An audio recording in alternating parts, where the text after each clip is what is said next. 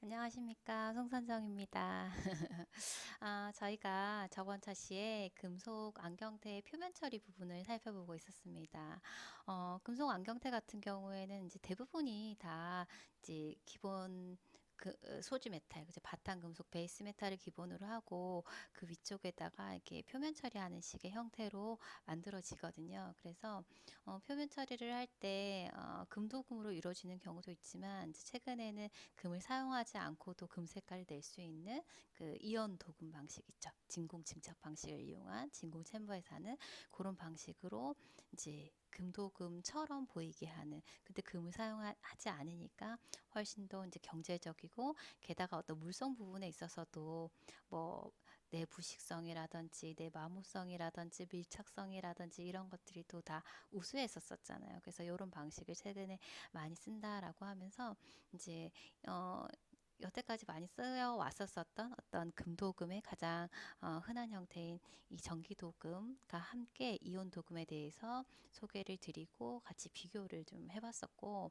그리고 한 가지 더 조금 더 다양하고 유니크하고 그런 이제 다양한 컬러의 어떤 색깔을 내고 싶다. 이제 메탈인데도 불구하고 금속 안경테인데도 불구하고 그런 경우에는 컬러 메탈을 이용한 이제 그 도금 방식도 있다라고 이제 소개를 드렸습니다. 그래서 세 가지 방식이 있는데 주로 이제 하게 되는 방식은 이 두 가지 방식이고, 최근에는 이 방식을 좀 이제 많이 하고 있고요. 그래서 비교를 좀 하셔가지고 기억을 해주시면 되겠고, 기본적으로 이렇게 도금을 하는 이유는 이 기본이 되는 이 소지 금속이 가지고 있는 어떤 물성을 좀 더 보완해서 조금 더 좋은 어떤 이제 안경테를 만들고자 하는 거잖아요. 뭐 컬러 면에서도 그렇고 어떤 뭐 경도를 더 부과할 수도 있고 여러 가지 이제 좀 더 표면 처리를 함으로써 얻을 수 있는 이점들을 갖다 더 얻기 위한 이제 그런 용도로 하게 되는데, 당연히 이제 가장 우선이 되는 가장 주 기능은 장식 효과죠. 좀 더 아름답게 보여지기 위해서 표면 처리를 하는 거고요. 그런 목적으로 하게 되는데, 요렇게 했었을 때 이제 이것이 상품으로서 이제 나가도 적합한가에 대한 여부가 이제 필요하겠죠. 도금막이 만들고 나서 금방 이제 벗겨진다거나 또 색상이 생각만큼 아름답지 않다거나 이러면 안 되잖아요. 그래서 그냥 육안으로 봤었을 때도 좀 아름다워야 될 테고, 또 이렇게 만들어진 이 피막이 또 오래도록 유지가 돼야지 많이 이제 좋은 이제 안경테잖아요. 좋은 피막을 이제 형성을 한 거잖아요. 그래서 이런 이제 도금막에 대한 그 다양한 기준을 두고 평가하는 방법이 있는데, 그 중에서도 이제 저희가 내 부식성과 관련한 그 평가하는 방법, 그 염수 분무 시험이라고 카스 테스트에 대해서 저희가 한번 살펴봤었습니다. 그래서 이런 것들에 대해서 이제 살펴보고 그것과 관련한 이제 퀴즈를 이제 풀다가 저희가 마무리를 했었는데요. 그래서 뒤에 남아 있는 퀴즈 내용 오늘 이제 마저 살펴볼 예정이고요. 마지막으로 이제 금속 안경테 같은 경우에는 부분들을 다 만들고 그리고 다 붙인다라고 했잖아요. 이제 용접을 통해서 붙이는데 용접을 할 때도 이제 그 아무렇게나 하면 안 되고, 용접을 할 때 기본이 되는 이 안경테의 어떤 물성을 변화시키지 않는 용접 재료와 용접 방식을 이용을 해야 되겠죠. 그래서 그 하는 방법에 대해서 간단하게 소개를 드리도록 하겠습니다. 자, 그래서 먼저 저번 주에 이제 저희가 살펴봤었던 이 내용과 관련된 퀴즈부터 먼저 살펴보도록 하겠습니다. 자, 3번 문제입니다. 금속태의 도금 공정 순서로 옳은 것은 했습니다.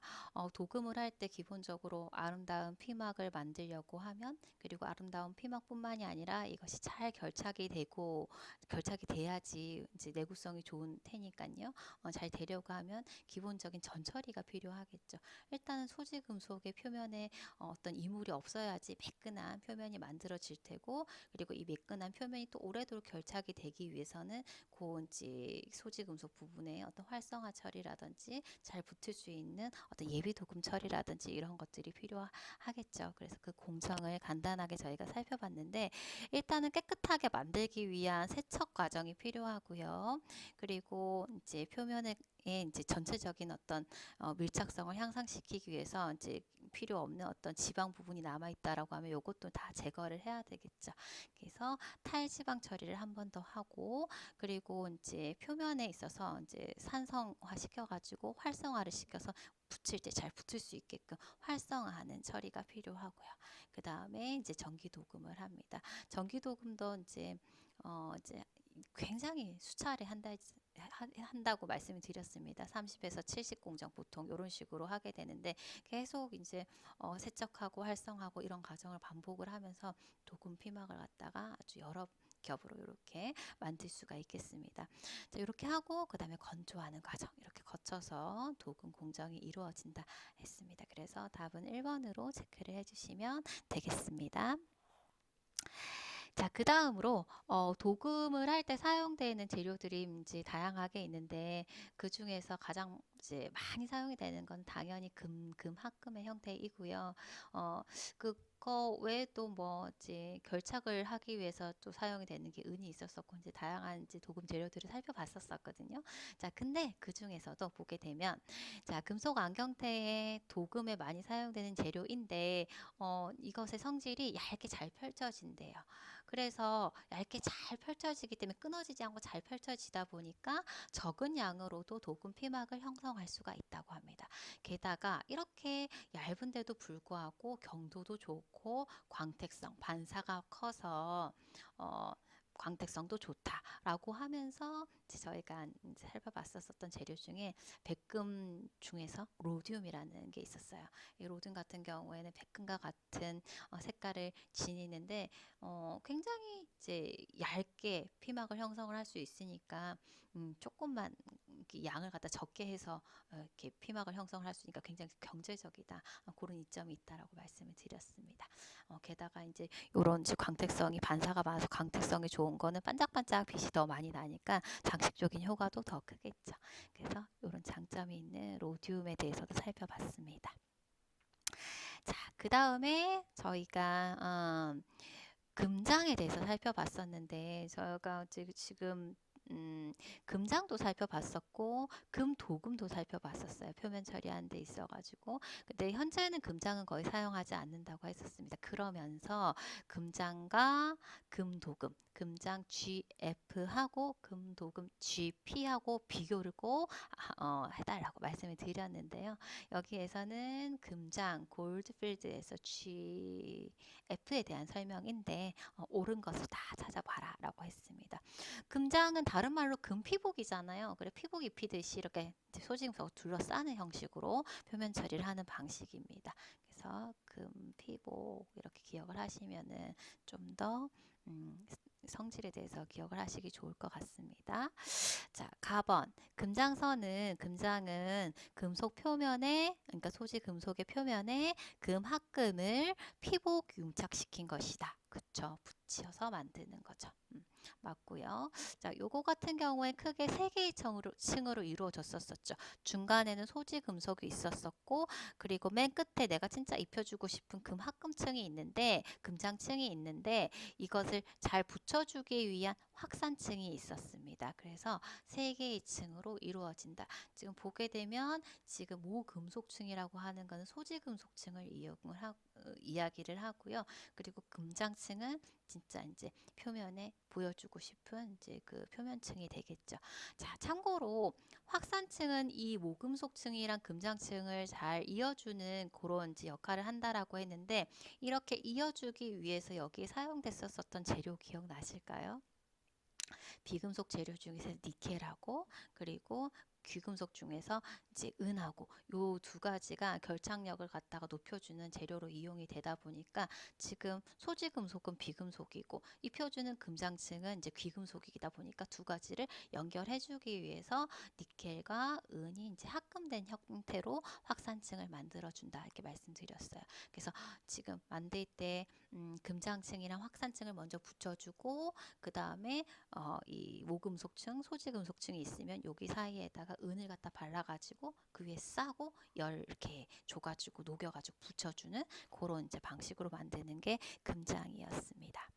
자, 그리고요, 금장은 저희가 GF로 표기한다라고 했는데, 요걸 좀 세분화해서 또 보게 되면, GF는 실제적으로 이 안경테에 사용되어진 금속부 중량 중에서 금합금 중량비가 20분의 1 이상, 비교적 좀 많은 경우에는 GF로 표기가 될 수 있었지만, 그렇지 않고 이제 합금된 그 합금의 중량비가 20분의 1 미만으로 조금 적게 합금되어 있다. 함량이 좀 적다. 이러면은 RG, Rolled Gold Plated 해가지고 GRG로 이렇게 표기를 한다라고 했습니다. 그래서 이제 크게는 두 가지로 이렇게 표기가 될 수 있다. 이제 둘 다 이제 금장의 방식으로 만들어진 거죠. 단 그 금 합금량, 그 중량비에 따라서 이렇게 좀 구분을 할 수 있다. 말씀을 드렸고. 자, 그 다음에 금장이랑 금도금을 비교했었을 때 제작이 복잡함으로 금도금 기술이 안경테에 널리 이용된다. 금도금 같은 경우에는 이제 부분 소지 금속들을 다 부분 다 결착을 시키고 이제 완성된 걸 갖다가 도금을 갖다 딱 한꺼번에 이렇게 도금 처리를 하니까 형태적인 부분에 있어서 구애도 적고 훨씬 만들기가 편하고 생산성이라든지 이런 부분이 좋잖아요. 근데 금장 같은 경우에는 부분 다 이렇게 만들어 가지고 또 결착시키고 이러다 보니까 굉장히 번거롭고 이 금장층의 두께도 부분마다 좀 다 다를 수 있는 그런 단점이 있었습니다. 그래서 지금 금장은 금도금보다 제작이 복잡함으로 맞죠? 그래서 금도금 기술이 안경테에 널리 이용된다. 이것도 맞는 지문이 되겠습니다. 그래서 답은 가나다라 5번으로 체크를 해주시면 되겠습니다. 자, 다음으로 6번 문제입니다.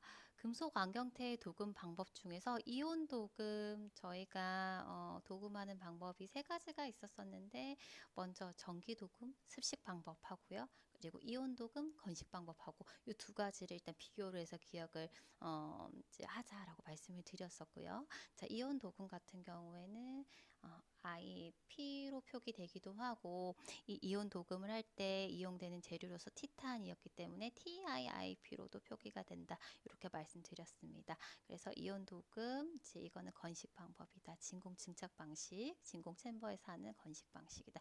요거 일단 기억을 해두시고 아래쪽에 있는 내용 한번 살펴보도록 하겠습니다. 자, 요 방법 같은 경우에는 공해 처리 설비가 필요 없죠.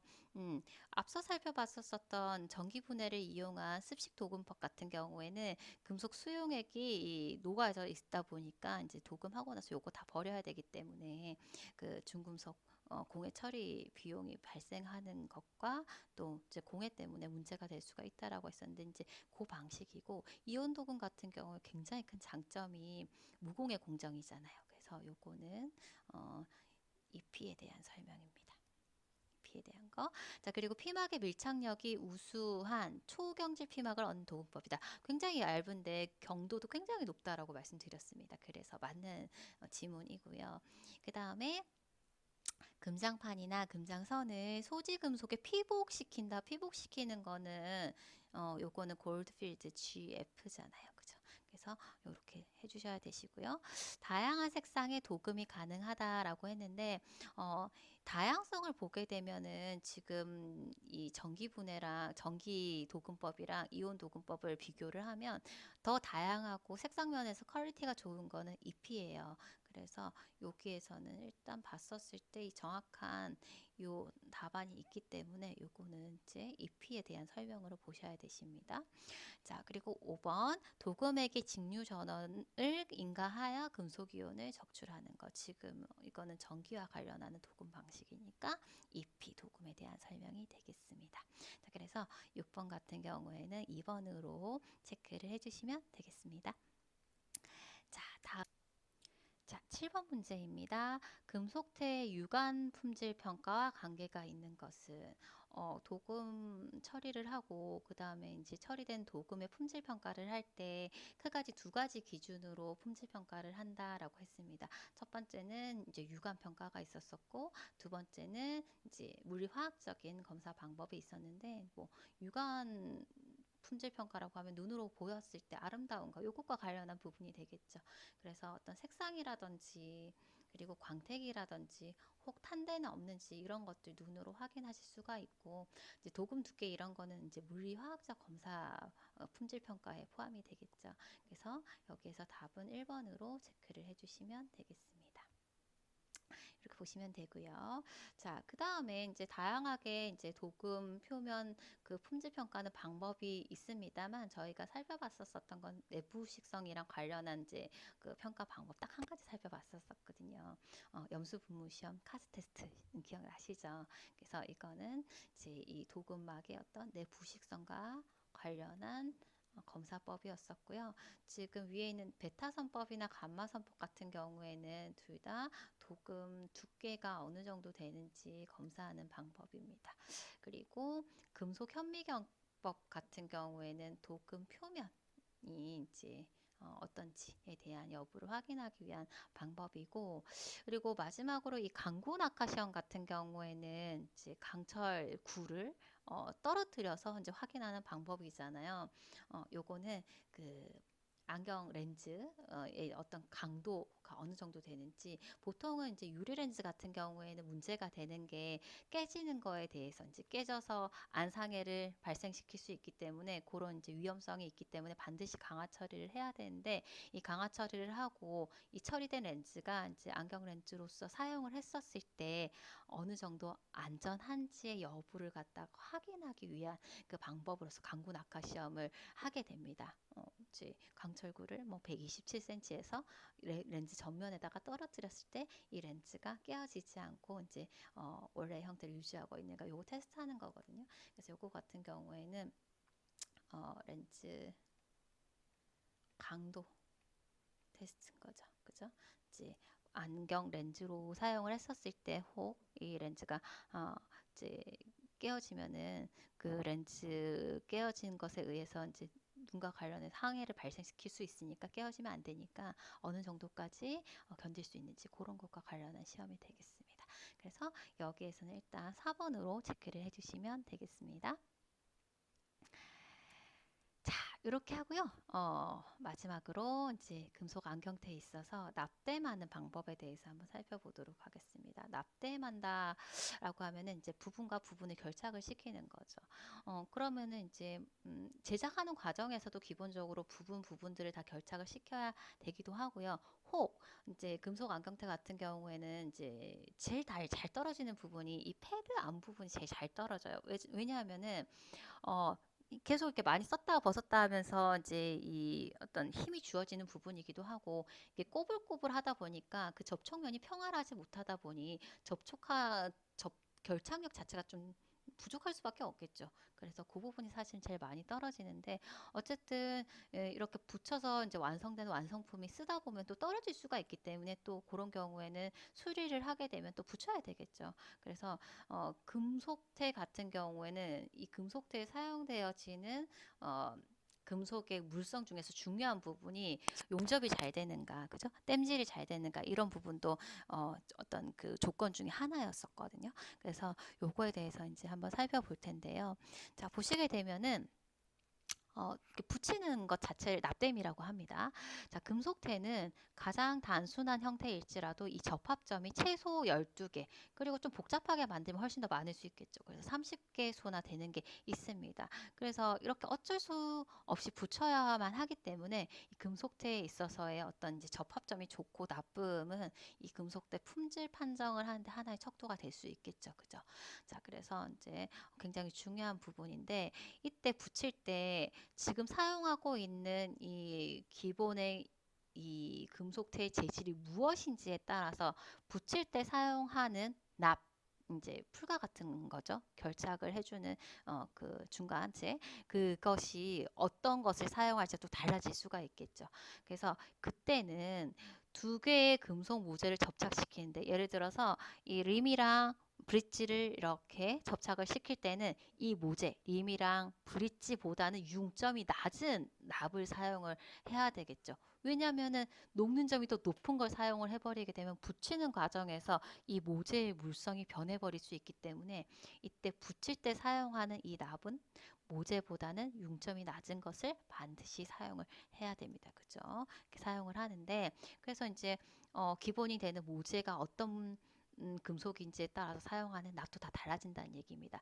자, 근데 이때 이 납의 융점에 따라서 이걸 경납 혹은 연납으로 구분을 해볼 수가 있는데 그 융점이 납의 융점이 사용하는 납의 융점이 450도씨 이하인 것을 연납이라고 이야기를 합니다.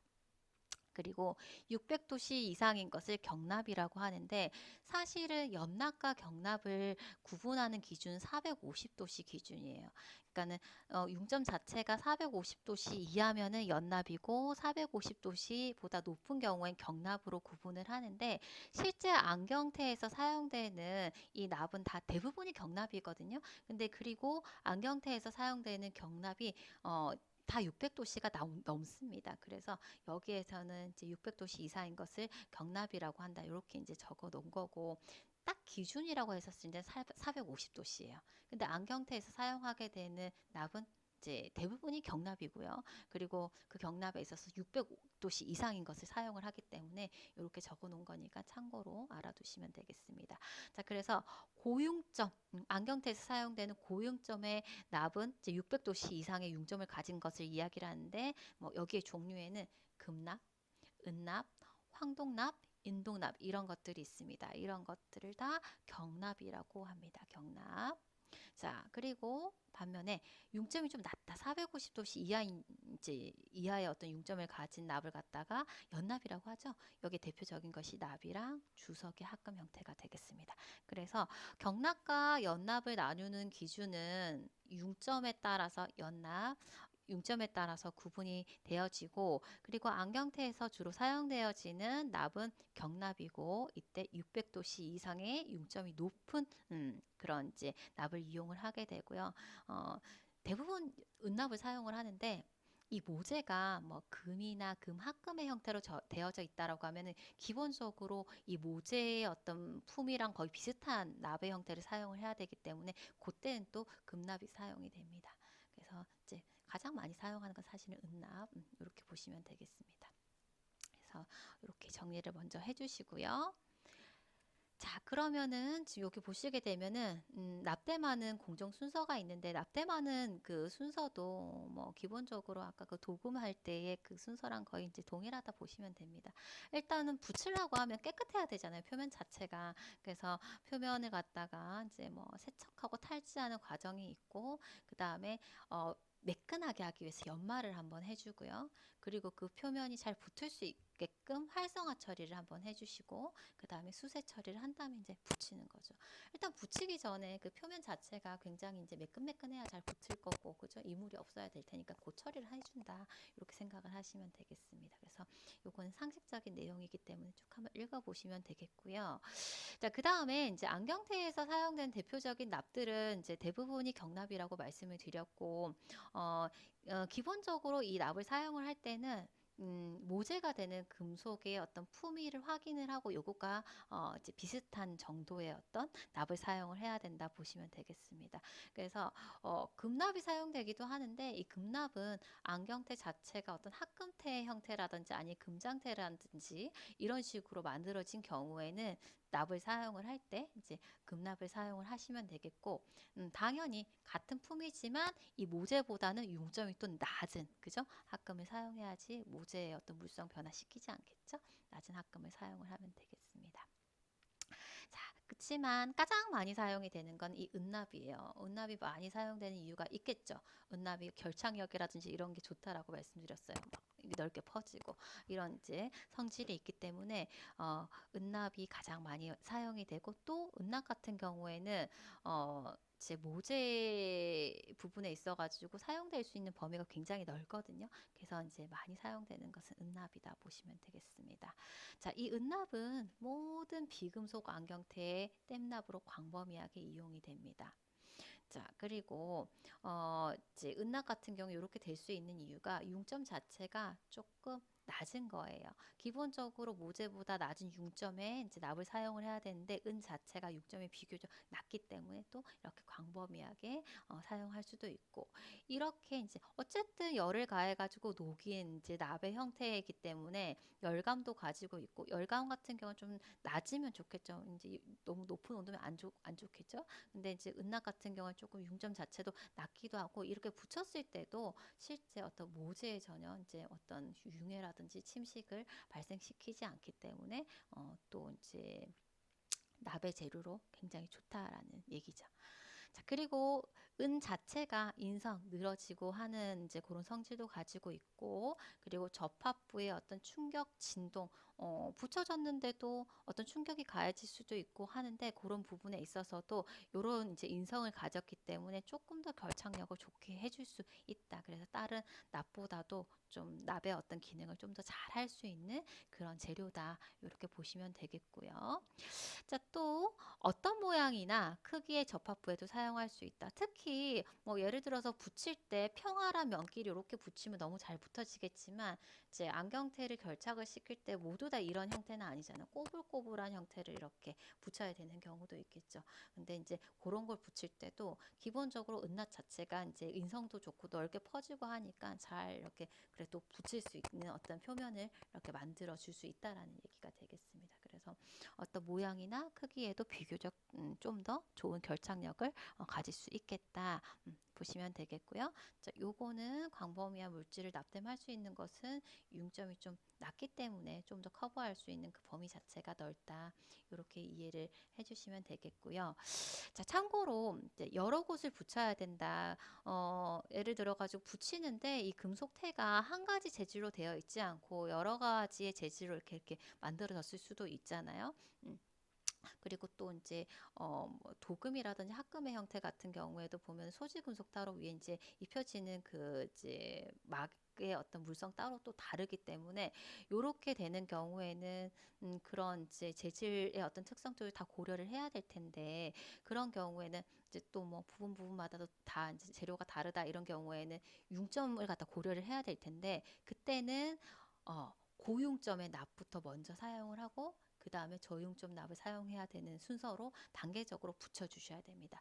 왜냐하면 고융점을 먼저 붙이고 나서 저융점을 하면은 그래도 융점이 높은 것은 녹아내리지는 않을 텐데 저융점을 먼저 붙였다라고 하면은 나중에 고융점을 붙이게 되면 융점 자체가 얘가 더 높기 때문에 먼저 붙였던 게 이렇게 떨어지거나 그렇게 할 수 있는 우려가 있으니까요.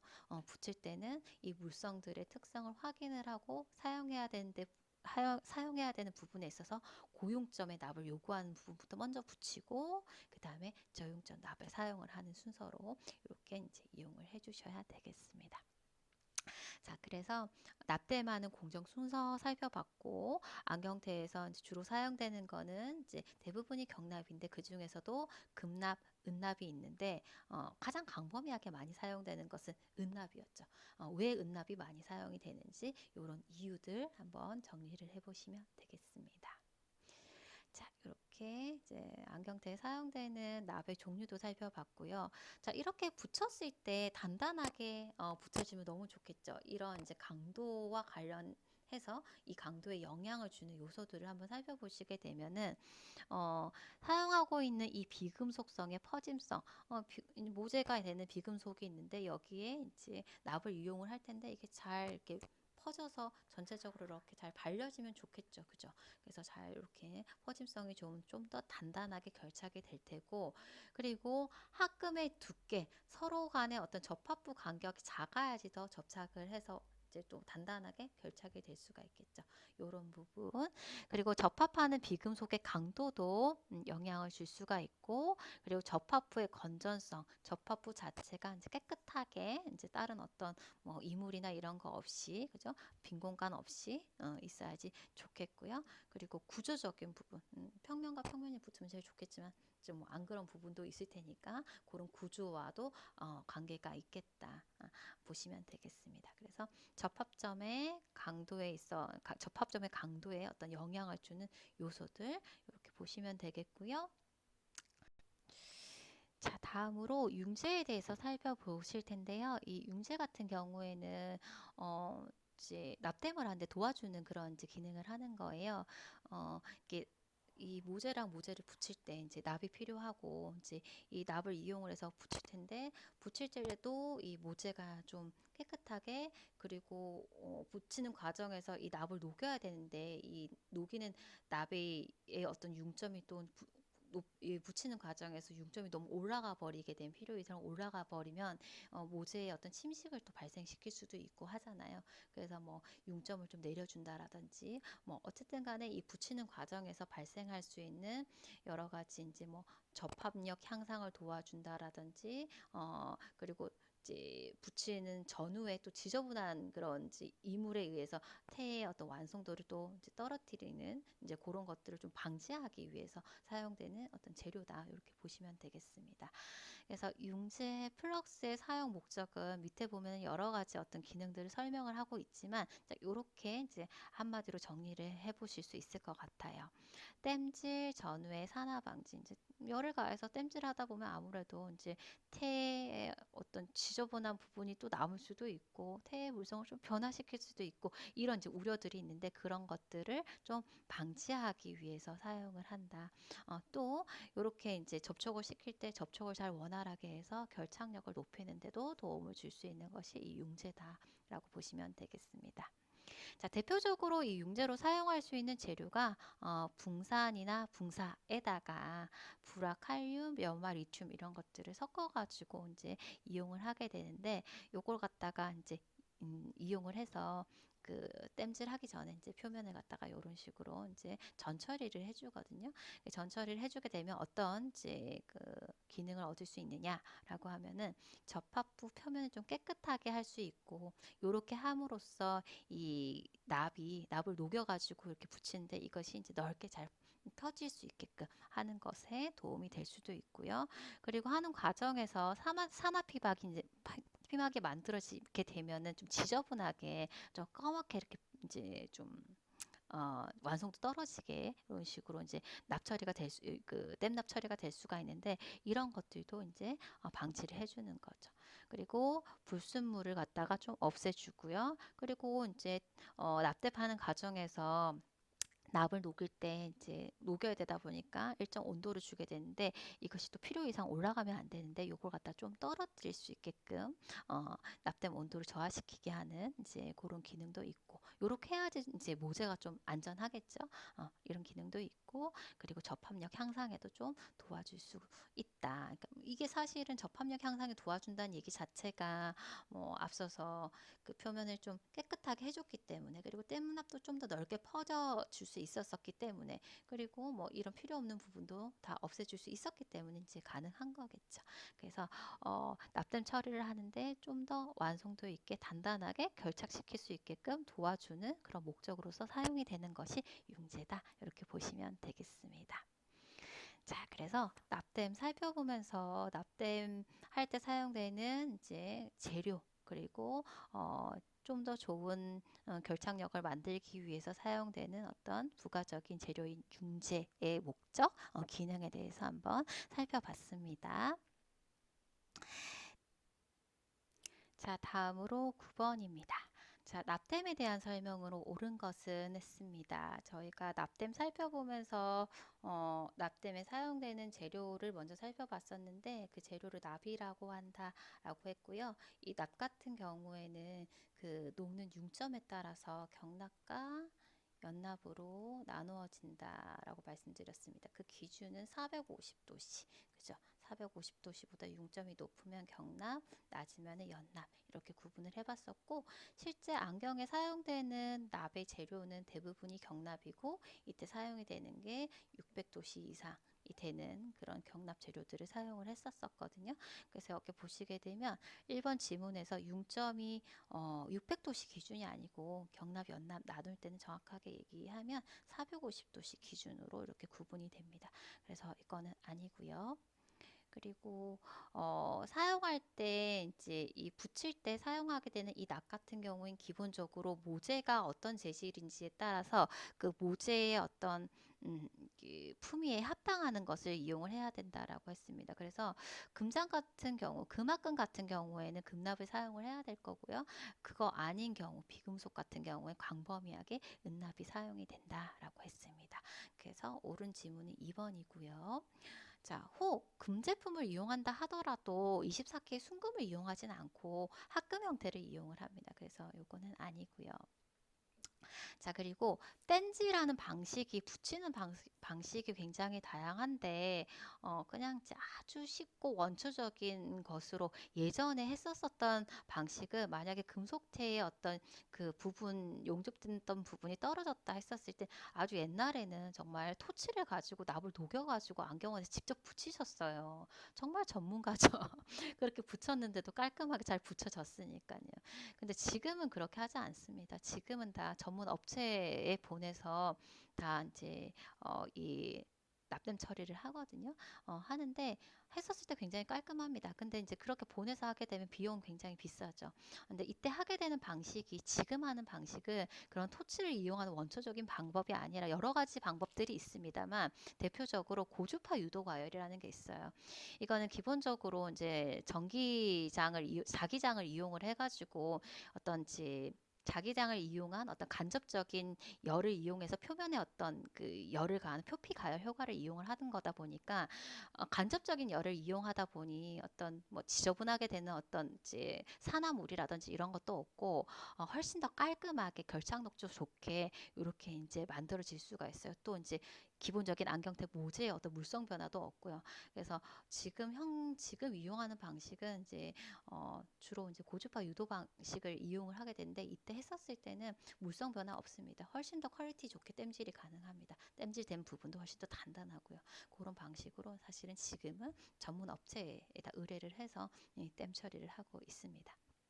그래서 참고로 이제 이런 방식이 있구나 이렇게 기억을 해주시면 되겠고요. 자, 그 다음에 모재보다 융점이 좋은 금속 합금을 용해시켜 보통 이제 납으로 사용되는 재료는 모재랑 거의 이제 비슷한 그런 굳이 좋은 거는 필요 없고요. 그런 것을 이용을 해서 이제 접합을 시키게 됩니다. 그래서 이것도 이제 옳은 지문은 아니니까요. 답은 2번으로 체크를 해주시면 되겠습니다. 자, 마지막으로 테를 용접을 할 때 사용되는 융재, 좀 더 좋은 결착력 깔끔하게 하기 위해서 사용되는 어떤 도와주는 재료로 융재 플럭스를 이용을 하게 된다라고 했는데 요 이제 기능들이 여러 가지 있었었잖아요. 그죠? 한번 보시게 되면은 금속 피막의 형성을 촉진한다. 이거는 피막을 의 형성을 촉진을 하면은 더 잘 안 붙잖아요. 그래서 이거 아니고요. 그리고 땜납 시의 납의 유동성을 향상시킨다. 잘 퍼지게 해가지고 잘 붙을 수 있게끔. 이게 이제 융재 기능이겠죠. 이제 중요한 기능이겠죠. 자, 그 다음에 전착 피막과의 부착력을 높여준다. 자, 그 다음에 전착 피막과의 부착력을 높여준다. 그 앞에 썼었던 피막과의 부착력을 높여주기 위한 요거는 이제 1차 예비 도금으로 이용되게 되는 이제 니켈 그 피막 같은 그런 거에 대한 설명이죠. 전체 피막과의 부착력 높여주는 요거는 아닙니다. 그죠? 피막과의 부착력 높여주는 거 아니고요. 작업 온도를 높여주는 효과. 작업 온도를 높여주게 되면은 기본적인 어떤 모재가 어떤 물성을 변화시켜 주는 거기 때문에 안 좋죠. 오히려 이제 이 융재 같은 경우에는 융점을 좀 낮게끔 해주는 그런 데 도움이 되는 거예요. 그래서 이것도 아니고요. 그리고 중압 시 최적 수축을 보완하는 작용을 한다. 이거는 안경 렌즈 그 제작 과정에서 저희 보면 가스켓이라고 하는 게 있었었는데 혹시 기억이 나실지 모르겠습니다. 가스켓 몰드 만드는 이 사이에 끼우는 가스켓이 있었었는데 이것이 이제 열을 가하고 열을 갖다 이제 또 이제 온도가 낮아지고 하면서 온도 변화에 따라서 렌즈가 만들어질 때 어떤 크기 변화가 있을 수 있는데 이런 것들을 보완해주기 위해서 이 몰드 사이에 이렇게 끼워주는 가스켓이 있었었거든요. 요거에 대한 이제 설명을 지금 5번에서 하고 있는 거죠. 그래서 요것도 아니니까 용지에 대한 설명에서 옳은 것은 2번으로 체크를 해주시면 되겠습니다. 자, 이렇게 해서 저희가 금속재 부분을 좀 오랜 시간 쭉 살펴봤는데요. 다양한 부분에서 금속재와 관련한 부분들을 살펴봤습니다. 자, 오늘 저희가 알아둬야 될 내용은요. 안경테에서 사용되는 다양한 표면 처리 방법 크게는 세 가지가 있었지만 특히 이제 예전부터 많이 사용하고 있는 전기 도금 방식이랑 그리고 현재 많이 사용하고 있는 이온 도금 방식 두 가지를 좀 비교를 해서 좀 기억을 해주시면 되겠고요. 그리고 이제 금속테에 있어서 이제 만드는 과정에서 납땜은 반드시 필요한 부분이었었잖아요. 그래서 납땜을 할 때 이제 안경테에서 주로 사용되는 납 주로 이제 은납이 이용이 된다라고 말씀드렸는데 이제 금납도 때에 따라서는 이용이 되잖아요. 그래서 금납, 은납의 특징에 대해서 기억을 해주시고 그리고 이제 좀 더 결착력 좋게 이제 잘 납땜될 수 있게끔 도와주는 재료로서 융제가 있었었거든요. 그래서 이 융제로 사용되는 재료 그리고 융제를 사용함으로써 얻을 수 있는 저희 어떤 기능, 이제 성능 이런 것들에 대해서 잘 정리를 해주시면 되겠습니다.